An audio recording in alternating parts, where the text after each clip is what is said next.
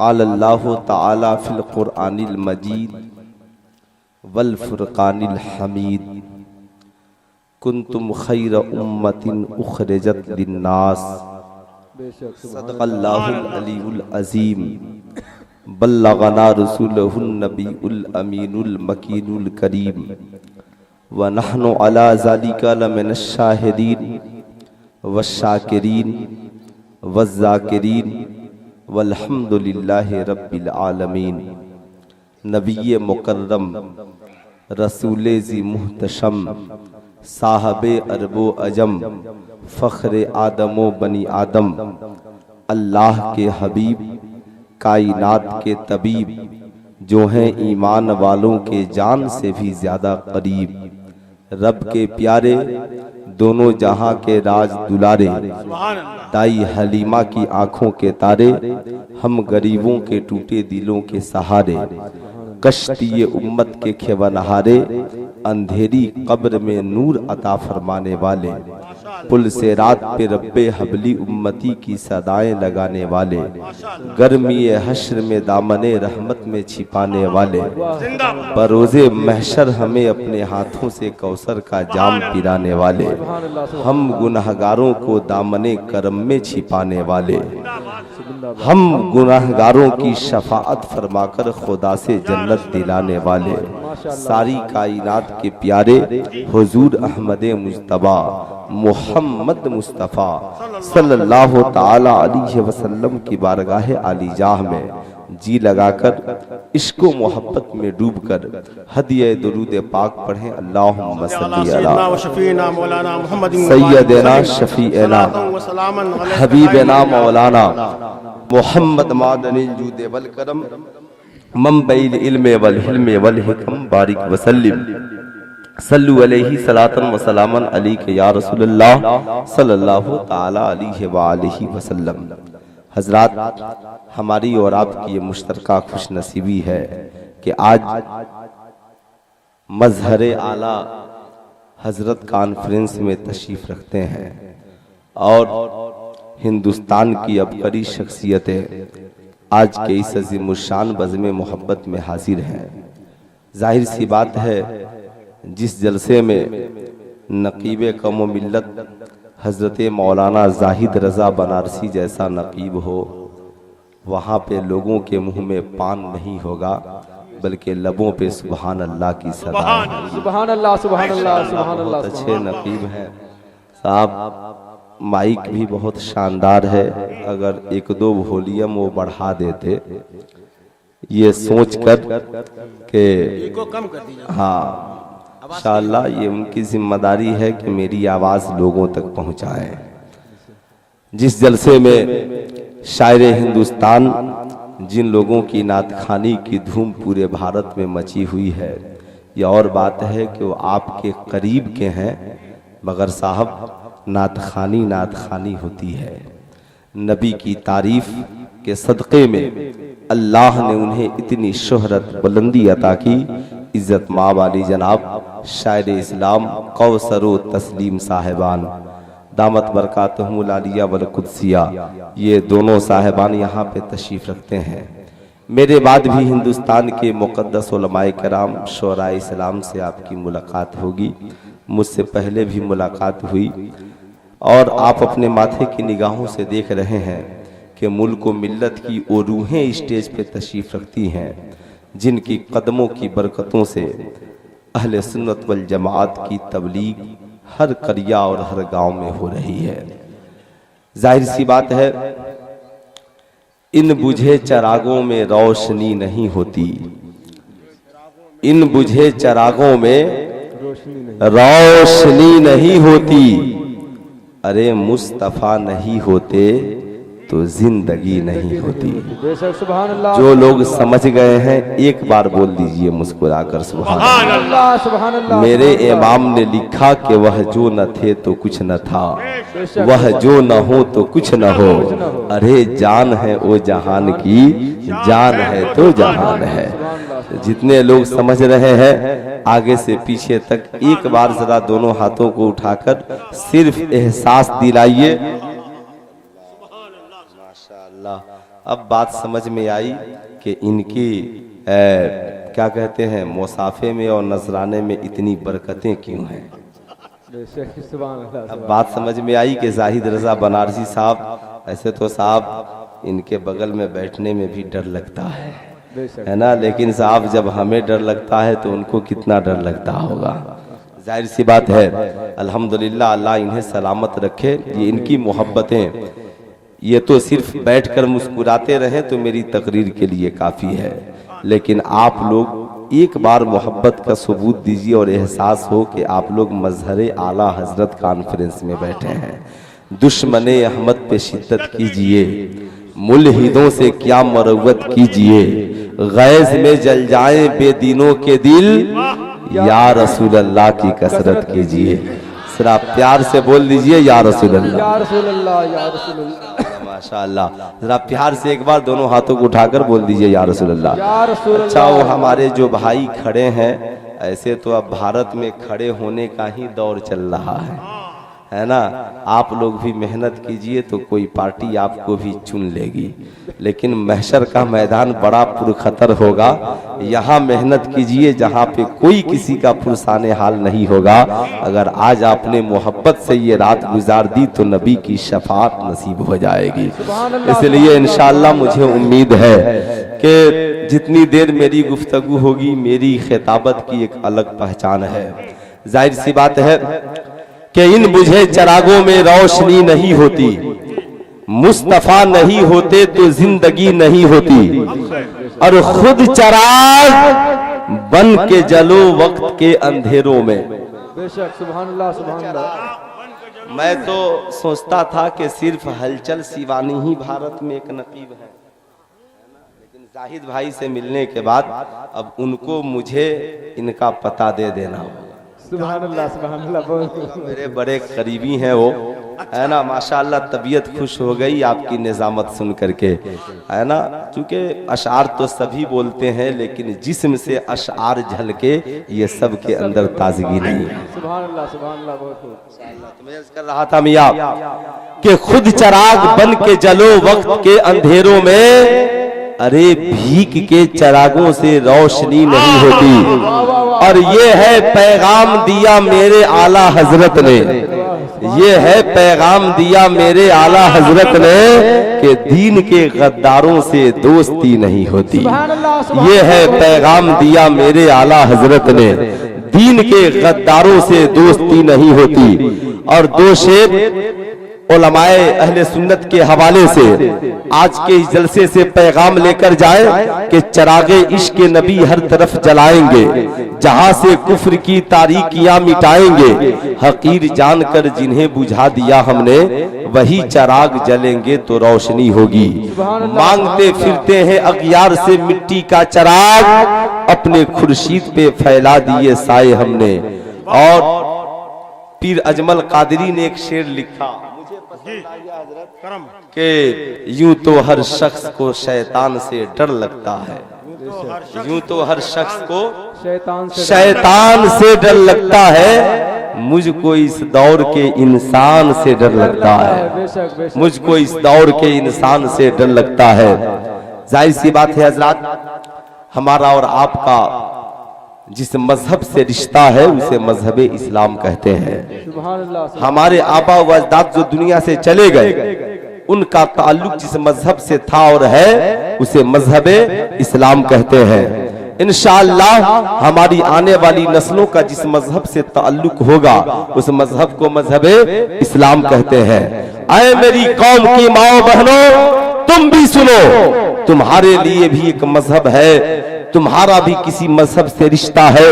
तुम्हारी भी रहबरी के लिए कोई किताब कायनात में आई है, तुम्हारी भी रहबरी के लिए कोई पैगंबर दुनिया में आया है, तुम्हारी भी रहबरी के लिए एक खातून है जिसने पूरी रात सजदों में गुजार दी। रातें तो खत्म हो गई मगर उस खातून ने जन्नत का सजदा खत्म नहीं हुआ।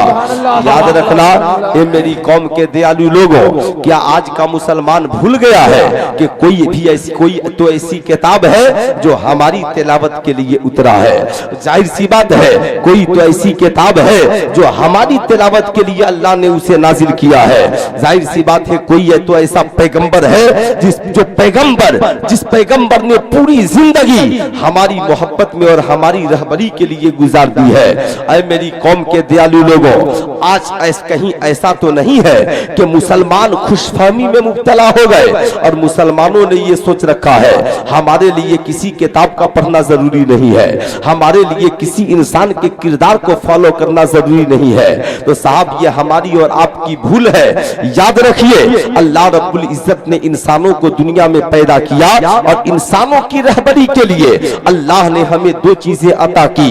किताब की शक्ल में अल्लाह ने कुरान दिया है और इंसानों की शक्ल में अल्लाह ने इंसान की शक्ल में इंसानों की रहबरी के लिए आमिना का लाल दिया है। कहा ए लोगों याद रखना ये कुरान जैसी अजीम किताब है, इसे अपने अपने दामन को कुरान को मजबूती से थामे रखना।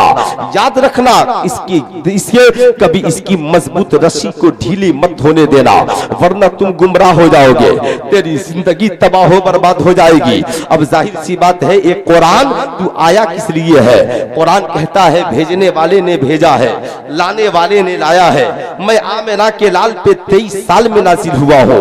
ऐ कुरान तेरे आने का मकसद क्या है? क्या तू खास कम्युनिटी के लिए आया है? तू क्या एक खास तबके के लिए आया है? क्या तू एक खास बरादरी के लिए उतरा है? कुरान कहता है नहीं नहीं। ऐ दुनिया वालों याद रखना मैं एक खास तबके के लिए नहीं आया, मैं एक खास बरादरी के लिए नहीं उतरा, मैं एक खास कम्युनिटी के लिए नहीं उतरा। ऐ कुरान तू किसके लिए उतरा है? कुरान कहता है हुदल लिन्नास, मैं तो सारी दुनिया के इंसानों की हिदायत के लिए उतरा हो। जो भी मुझे पढ़ेगा कामयाब हो जाएगा, जो भी मुझे पढ़ेगा उसे तरक्की मिलेगी, जो भी मेरे दामन को थाम लेगा कामयाबी उसके कदम को चूम लेगी। जमीन पे चलने वाला थामेगा मैं उसे आसमान तक पहुंचा दूंगा, शराबी थाम लेगा मैं उसे मस्जिद तक पहुंचा दूंगा, बेनमाजी थाम लेगा मैं उसे हाजी बना दूंगा। बिगड़े हुए माशरे के लोग मेरे दामन को थाम लेंगे, उनकी जिंदगी में इनकलाब आ जाएगा। जाहिर सी बात है ये 2-3 लोग उठ करके जाने लगे। मैं तो ये नहीं कहूंगा कि आप मत जाइए, मगर एक बात याद रखिएगा, कभी कभी मेरे दिल में ये ख्याल आता है शैतान बड़ा जालिम है, लोग शैतान से पनाह मांगते हैं। जो ही आलिम की तकरीर शुरू होती है साहब शैतान आहिस्ता से कहता है उठ यहाँ से चल, तकरीर मत सुनना, कहीं ऐसा न हो कि तकरीर सुनने के बाद ये नमाजी बन जाए, कहीं ऐसा न हो कि तकरीर सुनने के बाद शराब से तौबा कर ले, कहीं ऐसा न हो कि तकरीर सुनने के बाद माँ बाप की खिदमत करने लगे, कहीं ऐसा न हो कि तकरीर सुनने के बाद कुरान की तिलावत करने लगे। जाहिर सी बात है शायरी तो थोड़ी लोगों को कम समझ में आती है, तरन्नुम ज्यादा समझ में आता है, लोग उसे खूब सुनते हैं, लेकिन जब बात तकरीर की आती है तो लोगों के दिल में तरह तरह के ख्याल आते हैं। सुल्तान रजा कहना चाहेगा नहीं मेरी कौम के दयालु लोगों, शायरी खूब सुनो, खूब खुद नात खा बन जाओ, लेकिन बात जब तकरीर की आए तो सुनो। नात सुनने से दिल में इश्क, नबी के इश्क में इजाफा होता है और तकरीर सुनने के बाद हमें अपनी जिंदगी को बदलने का मौका मिलता है, हमें अपने किरदार को बदलने का मौका मिलता है, हमें अपने कैरेक्टर को बदलने का मौका मिलता है, हमें समाज में एक अच्छा इंसान बनकर के जिंदगी गुजारने का मौका मिलता है। अब जरा गौर से सुनिएगा, कुरान कहता है लोगों मैं तो सारी दुनिया के इंसानों की हिदायत के लिए उतरा हो, जो भी मुझे पढ़ेगा कामयाब हो जाएगा। अब पढ़ने वाला चाहे यहूदी पढ़े, पढ़ने वाला चाहे नसरानी पढ़े, पढ़ने वाला चाहे क्रिश्चियन पढ़े, पढ़ने वाला चाहे ईसाई पढ़े, ताज्जुब की बात है कि आज लोग कहते हैं कि माज़अल्लाह नबी मेराज में कैसे गए, लेकिन सुल्तान रजा कहना चाहेगा अरे जालिमो तुम्हें शर्म आनी चाहिए कि नबी मेराज में कैसे गए। क्या तुझे पता नहीं है जिस नबी ने चांद पे जाने की खबर सबसे पहले दी हो और चांद पे जाने के बारे में सबसे पहले बताया हो, अरे उस नबी का सफर कितना आला होगा, उस नबी के सफर का आलम क्या होगा। क्या तुझे पता नहीं है? नहीं पता तो मुझसे सुनो मियाँ, ये उस वक्त की बात है जब अभी किसी ने सोचा भी नहीं था कि इंसान जमीन से उड़ के चांद पे जाएगा। एक ऐसा जमाना आएगा कि लोग जमीन से उठेंगे चांद पे चले जाएंगे, अभी किसी ने सोचा भी नहीं था। ऐसे आलम में आमिना के लाल सहाबा किराम के दरमियान इरशाद फरमाते हैं ऐ मेरे सहाबा आसमान में क्या दिख रहा है? रात का वक्त है। सहाबा अर्ज करते हैं या रसूल अल्लाह आसमान में चांद दिख रहा है। नबी मुस्कुराकर फरमाते हैं ए मेरे सहाबा क्या इंसान चांद पे जा सकता है? सहाबा अर्ज करते हैं फिदा का अबी व उम्मी या रसूल अल्लाह, मेरे माँ बाप आप पे कुर्बान हो। अरे मेरे आका, आपसे बेहतर कौन जानता है कि कौन चांद पे जाएगा। नबी मुस्कुरा कर कहते हैं हाँ ए मेरी उम्मती याद रखना, एक जमाना आएगा। या रसूल अल्लाह कौन सा जमाना आएगा। अब नबी कुरान की तिलावत करते हैं वल कमरी इज़्ज़त दसक लतरकबुन्ना तबकन अन तबक फमा लहुम ला युमिनून। कसम है उस चमकते चांद की, एक ऐसा जमाना आएगा लोग सवारी बनाएंगे और चांद के ऊपर चले जाएंगे। अब मियां नबी किसी और के बारे में नहीं बता रहे हैं, नबी उसके बारे में बता रहे हैं जो उनकी उम्मत में पैदा होने वाले लोग हैं। नबी उनके बारे में बता रहे हैं जो उनकी उम्मत में आने वाले लोग हैं। उम्मत की दो किस्में हैं, एक है उम्मत इजाबत और एक है उम्मत दावत। उम्मत इजाबत उसे कहते हैं जो ईमान ला चुके हैं, उम्मत दावत उसे कहते हैं जो उम्मत तो है मगर ईमान नहीं लाए हैं। अब साहब उनके लिए हमारी जिम्मेदारी बनती है हम उन तक दिन की बातें पहुंचाएं, हम उन तक नबी की सुन्नतें पहुंचाएं, हम उन तक नबी का किरदार पहुंचाएं, हम उन तक नबी का कैरेक्टर पहुंचाएं। अब अल्लाह ने इसमें पैगाम पहुंचाया है उन लोगों के लिए जो चांद पे जाने वाले हैं। अब कुरान कहता है फमा लहुम ला युमिनून, ऐ चांद पे जाने वालों, तुम चांद पे चले गए मगर ईमान क्यों नहीं लाते हो। तुम चांद पे चले गए मगर ईमान क्यों नहीं लाते हो। अब जाहिर सी बात है कुरान का ये चैलेंज है रहती दुनिया तक के साइंटिस्टों के लिए, जो चांद पे जाएगा उसके लिए जरूरी है ईमान लाए, जो चांद पे कदम रखेगा उसके लिए जरूरी है ईमान लाए, जो चांद पे अपने कदमों को जमाएगा उसके लिए जरूरी है ईमान लाए। जाहिर सी बात है तभी तो मेरे इमाम ने कहा सबसे आला व औला हमारा नबी, सबसे बाला व आला हमारा नबी, सारे ऊंचों से ऊंचा समझिए जिसे है उन ऊंचों से ऊंचा हमारा नबी। कौन देता है देने को मुंह चाहिए, देने वाला है सच्चा हमारा नबी। यही वजह है कि सुनीता भारत की सुनीता विलियम ने चांद के ऊपर कदम रखा, मगर जब जमीन पर उतरी और इंटरव्यू लिया गया तो उसने बताया था कि जब मैंने आसमान पे चांद पे पहुंचने के बाद बहुत सारे अजूबे देखे, जितने साइंटिस्ट गए सबने अपने नाम की निशानी चांद पे छोड़ रखी है, मगर एक ऐसा इंसान भी दुनिया में गुजरा है जो पैदा मक्के में हुआ, रह हिजरत करके मदीने में गया, चांद पे उसने कदम नहीं रखा मगर उसके उंगलियों की निशानी चांद के अंदर मौजूद है। लोगों ने पूछा था उस इंसान का नाम क्या है, तो भारत की बहुत बड़ी साइंटिस्ट औरत ने कहा था ऐ लोगों उस इंसान का नाम कोई और नहीं बल्कि वो मुसलमानों के पैगंबर मोहम्मदुर रसूलुल्लाह है, जिन्होंने चांद पे कदम भी नहीं रखा और उनके उंगलियों की निशानी चांद के अंदर मौजूद है। तभी तो मेरे इमाम ने कहा सूरज उल्टे पांव पलटे, चांद इशारे से हो चाक, अंधे नजदी देख ले कुदरत रसूलुल्लाह की, अंधे नजदी देख ले कुदरत रसूलुल्लाह की। अब साहब जाहिर सी बात है मीडिया वालों ने पूछा था कि बता तूने आसमान से जमीन पे क्या देखा। आज हमारी कौम की माए बहनें कहती है सुल्तान रजा कुरान पढ़ करके क्या मिलेगा, कुरान की तिलावत करने से हमें क्या मिलेगा, कुरान पढ़ने से हमें क्या फायदा होगा।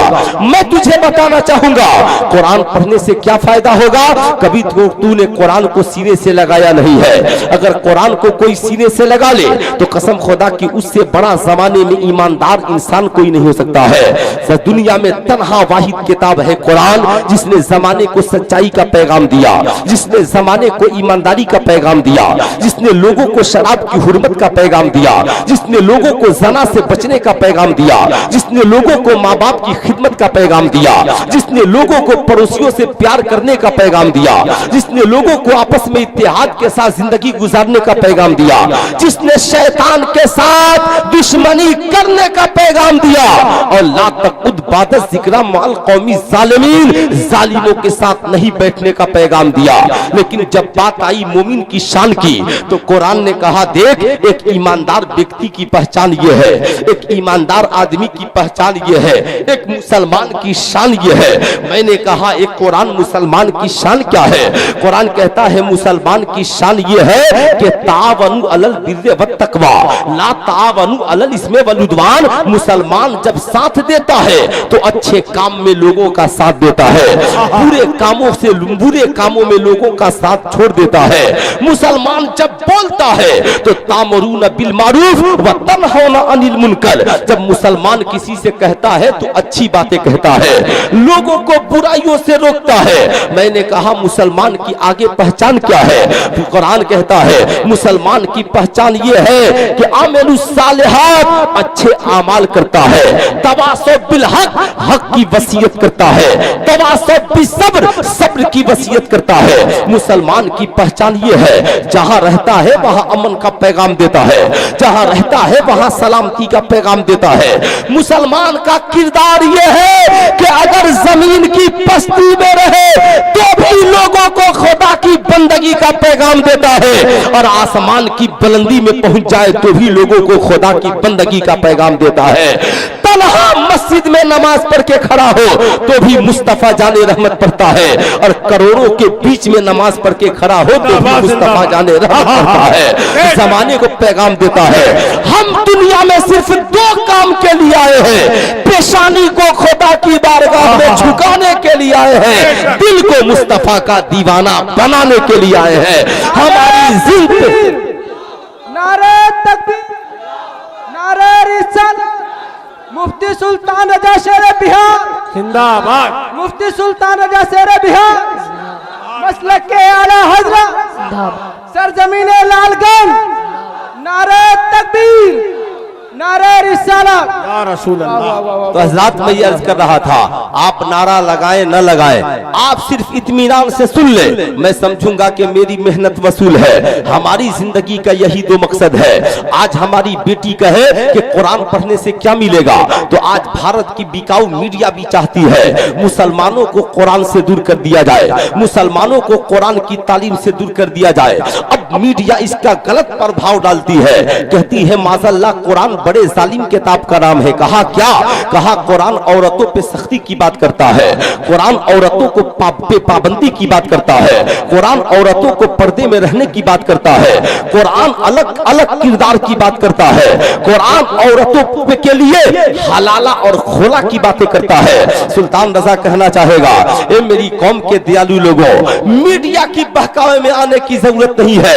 ये भारत की बिकाऊ मीडिया चाहती है मुसलमानों के किरदार को बदल दिया जाए, मुसलमानों के कैरेक्टर को बदल दिया जाए, मुसलमानों के आने वाली नस्लों को बदल दिया जाए, मुसलमानों को इतना गुमराह कर दिया जाए कि मुसलमानों की आने वाली नस्लें कुरान रखना भूल जाए, आने वाले मुसलमानों की नस्लें भूल जाए कि इनका पैगंबर कौन था, आने वाली नस्लें भूल जाए कि सलातो सलाम क्या होता है, आने वाली नस्लें भूल जाए खुदा की इबादत और बंदगी क्या होती है।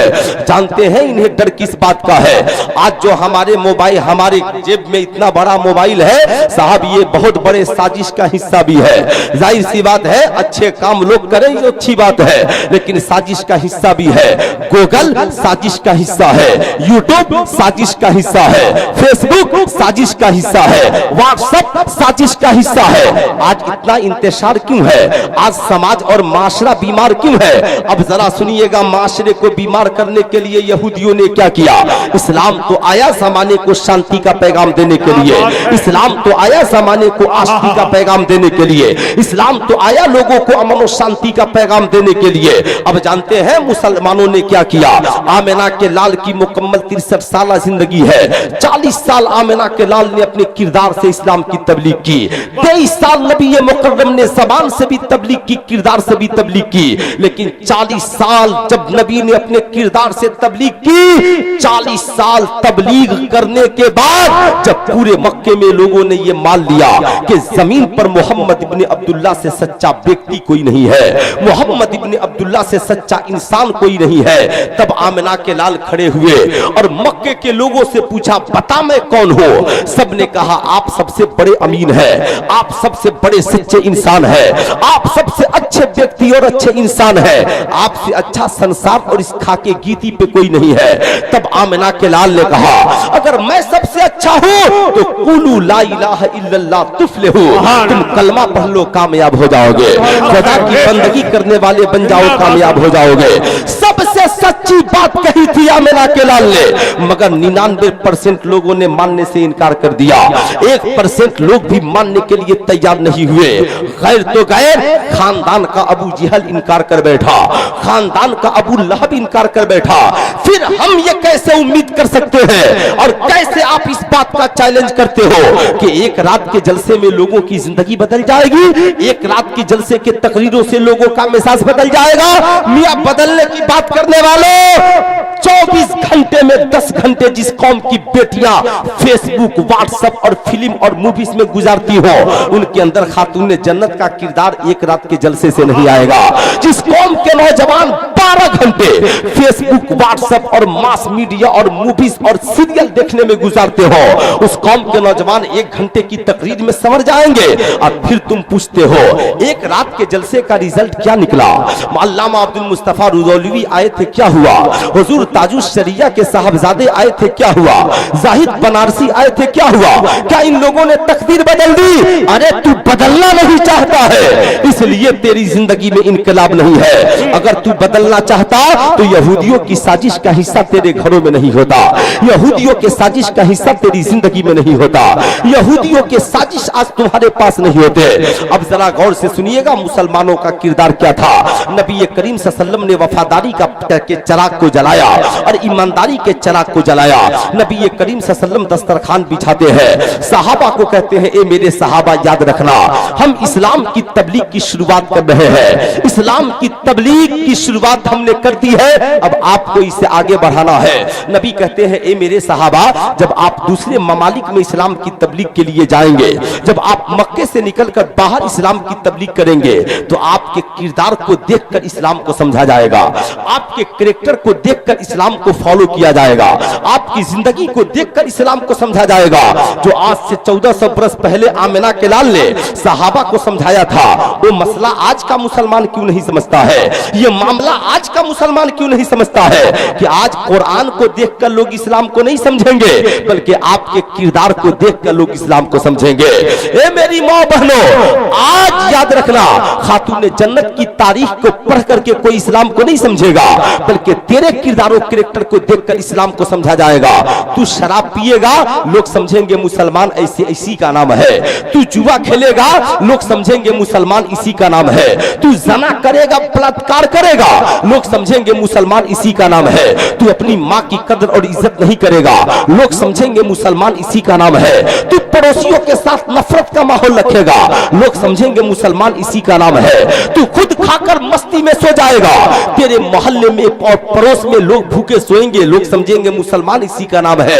लेकिन ना ना, इसका नाम मुसलमान नहीं है। मुसलमान कहते किसे है? मुसलमान की परिभाषा क्या है? मुसलमान की पहचान क्या है? तो आमिना के लाल ने 1400 साल पहले सहाबा को किरदार दिया और सहाबा को बताया, ए मेरे सहाबा, अब जब ईमान ला चुके हो तो जब भी नमाज का वक्त हो आजान पुकार देना और बता देना ये लब मिले हैं तो खुदा की तारीफ करने के लिए मिले हैं। आजान की आवाज दे देना, सहरा में रहना आजान दे देना, मोहल्ले में रहना आजान दे देना, बस्तियों में रहना आजान दे देना, खुदा की बारगाह में पेशानी को झुका देना, सजदे के लिए सर को झुका देना, भूल जाना कि दुनिया में कुछ है, बस ये समझना जिंदगी का एक मकसद है जिसे नमाज कहते हैं। अब जब खुदा की इबादत से फारिग होना तो अपनी माँ की खिदमत करना, अपने बाप से प्यार करना।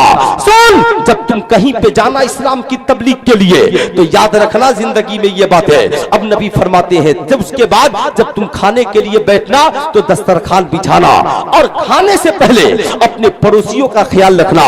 तुम खाना खा रहे हो, कहीं मोहल्ले में तेरा कोई पड़ोसी तो भूखा नहीं है। तू खाना खा रहा है, कहीं मोहल्ले में कोई बेवा तो भूखी नहीं है। तू पानी पी रहा है, मोहल्ले में कोई यतीम तो प्यासा नहीं है। अरे तू 5000 के जींस पैंट और टी शर्ट पहन रहा है, मोहल्ले में कोई गरीब ऐसा तो नहीं है जिसके जिस्म पे लिबास नहीं है। सुल्तान रजा पैगामे मोहब्बत देना चाहेगा।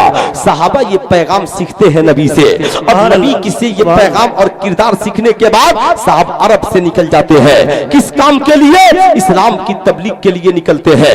एक सहरा में पहुंचते हैं, पहुंचने के बाद आजान की सदा देते हैं, नमाज की अदायगी करते हैं। अब गांव करीब में है, जो भी मुसाफिर उस रास्ते से गुजरता देखता ये चंद लोग आ गए हैं जिनके चेहरों पे नबी की सुन्नत है, जिनका चेहरा नूरानी है, आंखों में हया और शर्म है, जिनके लब, जिनकी पेशानियों में सजदे की निशान, सजदे की तरफ है, जिनके लिबास में चमक और दमक है। ये नेक लोग लग रहे हैं। नमाज से सहाबा फारिग होते हैं, दस्तरखान बिछाते हैं। जो भी मुसाफिर रास्ते से गुजरता है उसे बुला कर लाते हैं, चलिए अगर आपने खाना नहीं खाया हो तो हमारे साथ खा लीजिए, आपने पानी नहीं पिया हो तो हमारे साथ पी लीजिए। मुसाफिर जब करीब होते तो पूछते, आप लोग कौन है जो मुसाफिरों को खाना खिला रहे हैं? आप लोग कौन है जो मुसाफिरों को पानी पिला रहे हैं? सहाबा मुस्कुरा कर कहते, हम मोहम्मद इब्ने अब्दुल्लाह के गुलाम हैं, मोहम्मदुर रसूलुल्लाह के गुलाम हैं। कहा ये मोहम्मदुर रसूलुल्लाह कौन है? कहा हमारे पैगंबर है, हमारे रसूल है, जमाने में लोगों को अच्छी बातें बताने के लिए आए हैं। वो कहते तुम्हारा पैगंबर क्या सिखलाता है? अब वो अपने पैगंबर की तारीफ करते हैं, कहते हैं आप पहले खाना खा लीजिए, गुफ्तगू बाद में करेंगे। हमारे नबी ने पहला पैगाम ये दिया है कि खाने से पहले पड़ोसियों को खाना खिलाया जाए, पानी पीने से पहले पड़ोसियों को पानी पिलाया जाए, कोई मुसाफिर मिल जाए तो उसकी खिदमत की जाए। ये हमारी जिंदगी की मेराज है। अब जरा गौर से सुनना, इंशाअल्लाह ईमान ताजा हो जाएगा। बोले ना भाई, सुभान अल्लाह है ना आप लोगों की? तो जरा दोनों हाथों को उठाकर एक बार आप लोग बोल दीजिए या रसूल अल्लाह, और जरा प्यार से बोलिए या हबीब अल्लाह। मैं ये अर्ज कर रहा था, अब जरा सहाबा का किरदार देखे। सहाबा उन्हें खाना खिलाते हैं, मोहब्बत से पानी पिलाते हैं। अब वो पूछते हैं कि अच्छा ये बताइए पड़ोसी किसे कहते हैं? नबी करीम सल्लल्लाहु अलैहि वसल्लम के वफादार कहते हैं आपका जहां पे घर है उस घर से 40 घर दाएं, 40 घर बाएं, 40 घर आगे, 40 घर पीछे, ये सब आप के पड़ोसी है। मगर ये गांव के पड़ोसी हुए। अगर कोई बगल का गांव वाला हुआ तो वो गांव का पड़ोसी हो जाएगा, बगल का मुल्क वाला हुआ ये मुल्क का पड़ोसी हो जाएगा। वो कहते हैं अच्छा आपका पैगंबर क्या सिखलाता है? कहा हमारा पैगंबर एक खुदा की इबादत करना सिखलाता है, हमारा पैगंबर सच बोलना सिखलाता है, हमारा पैगंबर औरतों की इज्जत करना सिखलाता है, हमारा पैगंबर शराब से दूर रहना सिखलाता है, हमारा पैगंबर जना और जुआ से दूर रहना सिखलाता है, हमारा पैगंबर बेहयाई और बुराई को मिटाता है और लोगों के दिलों को खुदा की बारगाह में झुकाता है। हमारा पैगंबर बताता है कि अगर एक शख्स ने किसी को के ऊपर जुल्म किया और नाहक उसे कत्ल कर दिया तो समझ लेना कि सारी दुनिया की इंसानियत का कत्ल हो चुका है। तुम जालिमों के जुल्म की मुखालिफत करना और मजलूमों का साथ देना, ये पैगाम हमारा पैगंबर देता है। इसलिए हम इंसानों से मोहब्बत करते हैं। हमारा पैगंबर कहता है कि तेरी माँ दुनिया से चली गई हो और तुम्हें कुछ माँ के नाम पे करना हो तो रास्ते में मुसाफिरों के पानी पीने का इंतजाम कर देना, चाहे कुआं खुदवा देना, इंतजाम कर देना ताकि मुसाफिर पानी भी पीते रहेंगे, तेरी माँ की रूह को इसका सवाब भी मिलता रहेगा। हमारा पैगंबर, मेरे पैगंबर ने बड़े इनकलाब का पैगाम दिया है। अब साहब जो भी सुनता वो अपने गांव में जाता, बस्ती में जाता, जाकर कहता कि मोहम्मदुर रसूलुल्लाह के चंद दीवाने आए हैं, हमारी बस्ती से बाहर रहते हैं मगर उनका किरदार बड़ा अच्छा है, उनका कैरेक्टर बड़ा अच्छा है, उनकी जिंदगी बड़ी अच्छी है, उनके आमाल बड़े अच्छे हैं, लोगों को सच्चाई का पैगाम देते हैं, लोगों को नेकियों की दावत देते हैं। अब जो भी नबी के सहाबा के करीब जाता वो लौट जाता था तो कुफ्र के दामन में होता था और लौटता था तो इस्लाम के दामन में करके लौटता था। नारे रिसालत, मसलक आला हजरत, नारे तकबीर, नारे रिसालत, इस्लाम के दामन में समा करके लौटता था। उसी दौर में हिंदुस्तान का एक राजा है। अब हिंदुस्तान का ये राजा उस जमाने की बात है, उस दौर में हिंदुस्तान का एक राजा है जो तिजारती सफर के लिए अरब की सरजमी पर गया है। जब वहां से मुसलमानों के किरदार को पढ़ कर आता है तो भारत में इस सफर कर रहा है, साफ पहाड़ियों के बीच से एक रास्ते से सफर कर रहा है। देखता है कि दो बड़े बड़े पत्थर के चट्टान और यहाँ पे रास्ते पे पड़े हुए हैं। वो राजा उतर उतरता है। उतरने के बाद अपने वजीरों से कहता है, अरे वजीरों, लगता है इस रास्ते से किसी मुसलमान का गुजर नहीं हुआ है। वो पूछता है, आखिर क्यों? इस बात की क्या गारंटी है कि इस रास्ते से कोई मुसलमान नहीं गुजरा है? वो राजा कहता है, अगर मुसलमान गुजरा होता तो रास्ते पे पत्थर नहीं पड़ा होता। ये पत्थर बता रहा है कि इस रास्ते से मुसलमान नहीं गुजरे हैं। अब वजीर कहते हैं, मुसलमानों का पैगाम क्या है? तो राजा कहता है, क्या तुझे खबर नहीं है कि मुसलमानों के पैगंबर ने यह दर्श दिया है कि जब तुम राह से गुजरना और रास्ते में कोई तकलीफ देने वाली चीज पड़ी हो तो उसे हटा देना, ये तुम्हारे नबी की सुन्नत भी है और मजहब इस्लाम का पैगाम भी है, का काम भी है। अब हम यहाँ ठहर कर कहना चाहेंगे, अरे मेरी कौम के दयालु लोगों, जो मजहब लोगों की राह में पत्थर को देखना गवारा नहीं करता, जिस मजहब के बानी को यह गवारा नहीं हो कि किसी के पांव में ठेस लग जाए, जिस मजहब को यह गवारा नहीं हो कि किसी के पांव में कांटे चुभ जाए, वो मजहब कब चाहेगा कि किसी पे बम गिरा दिया जाए? वो मजहब कब चाहेगा कि किसी पे बारूद गिरा दिया जाए? वो मजहब कब चाहेगा कि किसी की जान पे हमला कर दिया जाए? नहीं, इस्लाम जान लेने वाले मजहब का नाम नहीं है, बल्कि इस्लाम तो जान बचाने वाले मजहब का नाम है।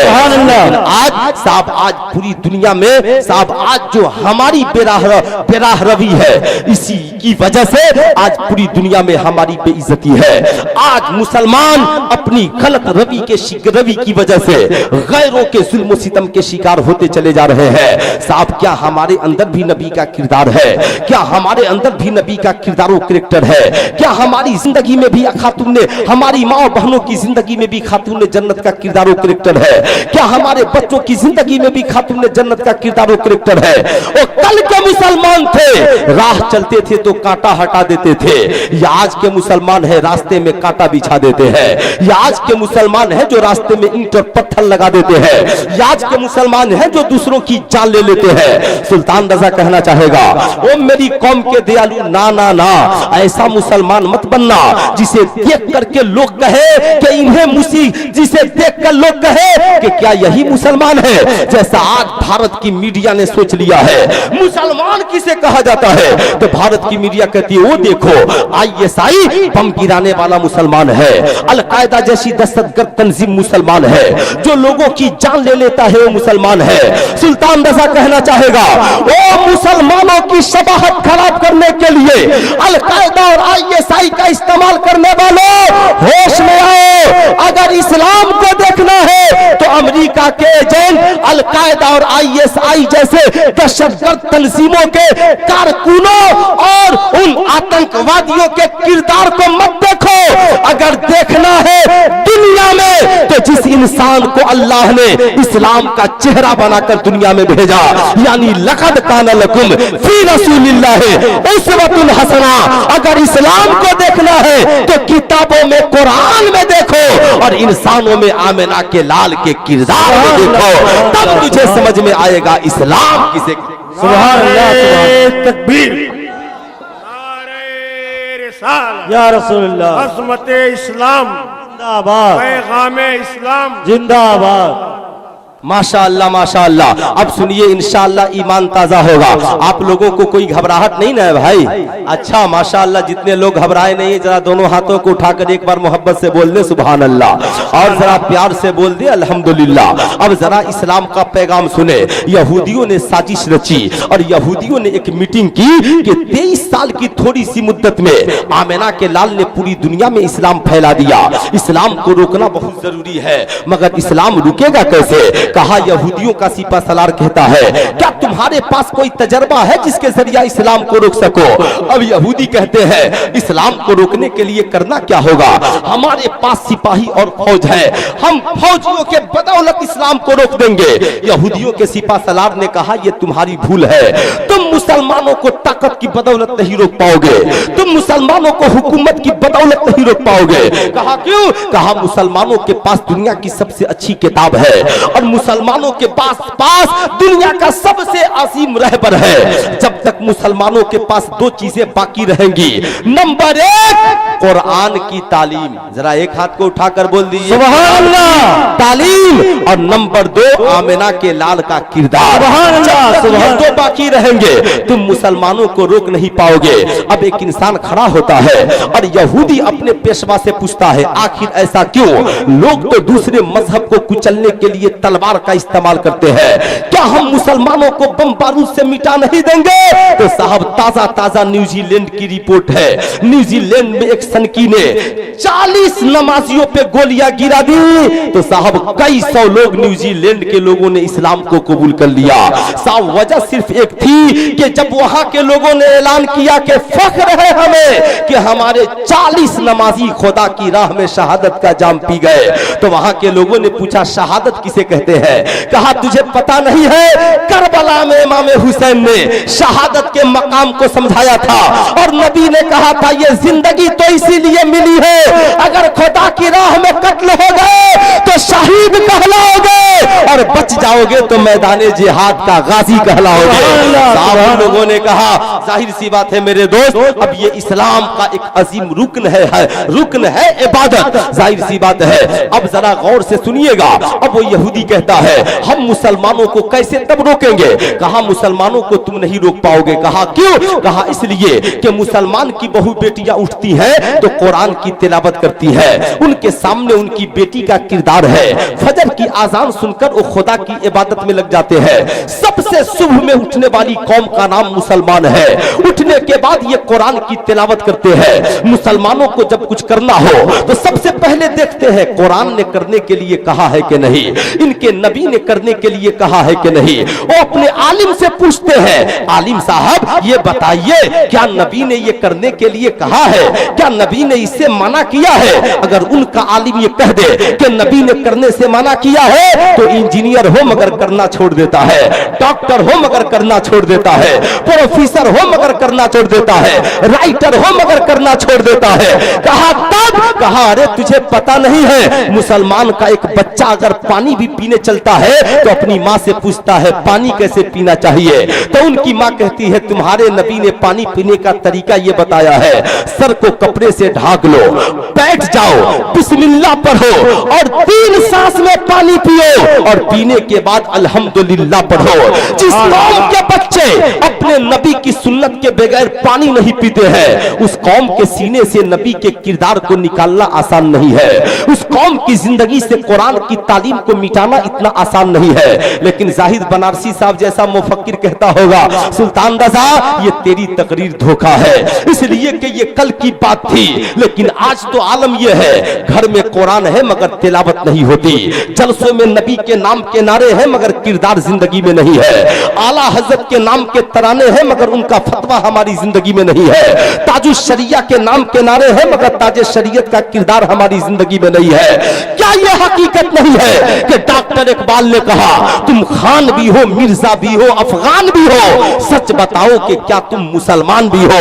तो 1400 साल पहले कुरान ने कहा या अय्युहल्लज़ीना आमनू फिस्सिल्म काफा, ऐ ईमान वालों इस्लाम में पूरे तौर पे दाखिल हो जाओ। मैं आपसे पूछना चाहता हूँ कहाँ गई आपकी वो बहादुरी, कहाँ गया आपका वो किरदार? अब यहूदियों ने कहा था कि सुनो मुसलमानों को रोकने के लिए 2 काम करना होगा। कहा क्या? कहा नंबर 1 मुसलमानों को कुरान की तालीम से रोकना होगा, नंबर 2 मुसलमानों को नबी के किरदार की तालीम से रोकना होगा। कहा हम मुसलमानों को रोकेंगे कैसे? नबी की तालीम से कैसे रोकेंगे? नबी के किरदार की तालीम से कैसे रोकेंगे? कुरान की तालीम से कैसे रोकेंगे? उन्होंने कहा रोकने के लिए हमें उनके घर में जाना होगा। कहा मुसलमानों के घर में जाओगे ये तुम्हारी भूल है, मुसलमानों के घर में पहुंचोगे ये तुम्हारी भूल है। अरे मुसलमानों के यहाँ पर्दे का बहुत बड़ा निजाम है, मुसलमानों के यहाँ कहां जा रहे हो? क्या समझते हो तुम? 1 घंटा बैठकर तकरीर नहीं सुनता है, चल दिया, किसने बुलाया है तुम्हें? बैठो और ईमानदारी से सुनो। तकरीर सुनने के बाद जाके अपनी बहन को बताना, जाके अपनी माँ को बताना, जाके अपने रिश्तेदारों को बताना कि मौलाना साहब हम मजहर आला हजरत कॉन्फ्रेंस में गए थे तो ये पैगाम सीख करके आए थे। बैठो ईमानदारी के साथ। लोग जन्नत तलाश करते हैं, जन्नत तो माँ के कदमों के नीचे है, लेकिन कभी माँ की इज्जत करने की तौफीक नहीं होती है। मैं पूछना चाहूंगा ए मेरी कौम के दयालु लोगों सुनो, मैं जो बातें कर रहा हूँ आहिस्ता आहिस्ता आपको ये बात समझ में आएगी। यहूदियों ने कहा मुसलमानों के घर में जाना तेरे लिए आसान नहीं है। मुसलमानों के यहाँ दो किस्म के रिलेशनशिप है, एक तो वो मुसलमान है रिश्ता है, मगर हर मुसलमान मुसलमान के घर में नहीं जाएगा। वो जाएगा जिससे उसकी बेटी का निकाह हराम होगा, वो जाएगा जिससे उसकी बेटी का निकाह नहीं हो सकता है। हर मर्द घर में नहीं जा सकता है। याद रखना, उनकी बेटियां सब किसी से बात नहीं करती है, उनकी बहुएं सबसे नहीं बोलती है। मर्द है तो कुछ लोग वो है जिनसे रिश्ता नाजायज है, कुछ लोग ऐसे हैं जिससे निकाह हराम है। तो जिनसे निकाह हराम है, जाना होगा तो उनके साथ जाएगी, बोलना होगा तो उनसे बोलेगी, बैठना होगा तो उनके साथ बैठेगी। तू और मुसलमानों के घर में जाएगा, ये तेरे लिए ख्वाबे गफलत की बात है। कैसी बातें करता है? क्या तुझे पता नहीं है कि मुसलमानों के किरदार का यह आलम है कि नबी की मुकद्दस बेटी हजरत फातिमा ज़हरा के जलवा क्या किसी ने तलवे को भी नहीं देखा था। जलवा क्या तलवे को भी नहीं देखा था। तो इसी भारत की सरजमी पर इंदिरा गांधी ने लंदन की यूनिवर्सिटी से खत लिखा था, चाचा जी दुनिया की कौन ऐसी औरत है जिसके किरदार को कोई औरत अपना ले तो दुनिया की सबसे कामयाब औरत बन सकती है। चाचा नेहरू ने बड़ी चिंतन मंथन के बाद जवाब दिया, वो मेरी बेटी इंदिरा। इंदिरा गांधी कौन है साहब? भारत की सबसे शक्तिशाली महिला है। कहती है कि कौन ऐसी औरत है जिसके किरदार को कोई औरत अपना ले तो दुनिया की सबसे कामयाब औरत बन जाएगी। चाचा नेहरू ऐसे वैसे आदमी नहीं थे, बड़े पढ़े लिखे आदमी थे, भारत के पहले प्रधानमंत्री थे। चाचा उस वक्त का आलम यह था कि साहब भारत में लोगों के पास खाने के लिए खाना नहीं था और चाचा नेहरू की कई औलादे लंदन की यूनिवर्सिटी में पढ़ती थी। अब आप सोचे उनका मिजाज क्या था? उनका यह दस्तूर था, वो पढ़ेगा जो हमारी बरादरी का होगा, वो पढ़ेगा जो हमारी कम्युनिटी का होगा। लेकिन जब इस्लाम जहां पहुंचा तो इस्लाम ने कहा हम भीख मांग कर पढ़ाएंगे मगर सबके मुकद्दर को जगमगाएंगे, हम भीख मांग कर पढ़ाएंगे मगर सबकी जिंदगी में तालीम के चिराग को जलाएंगे, जमाने को दर्से वफा देंगे। तालीम सबके लिए है, किरदार सबके लिए है। भारत में 2010 में यह कानून